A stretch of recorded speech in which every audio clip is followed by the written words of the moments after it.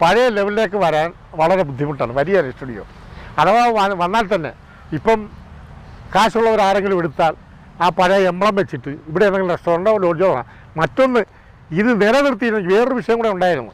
ഈ കുളം ഉണ്ടായിരുന്നപ്പം ഞാനിവിടെ കണ്ടിട്ടുണ്ട് പരസ്യക്കാർ ഒരു 90-95 പരസ്യക്കാർ വന്ന് പരസ്യം ചെയ്യുമായിരുന്നു അവിടെ. ഒരു വെങ്ങനെ സോപ്പിൻ്റെ പരസ്യക്കാരൻ്റെ അവിടെ നിന്ന് കുളിക്കണേ എന്നൊക്കെ പറയും. അത് ഇവിടെ പരസ്യക്കാർക്കും സീരിയലുകാർക്കും കൊടുക്കായിരുന്നു. അതും ചെയ്തില്ല.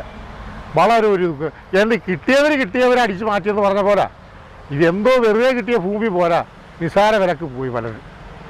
അങ്ങനെ ഇപ്പം ഒരു ശ്മശാന പറമ്പ് പോലെ കിടക്കുകയാണ്.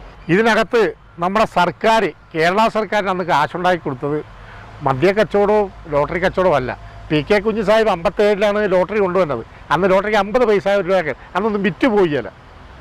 പിന്നെ 51 തൊട്ട് ഈ സ്റ്റുഡിയോ കൊണ്ട്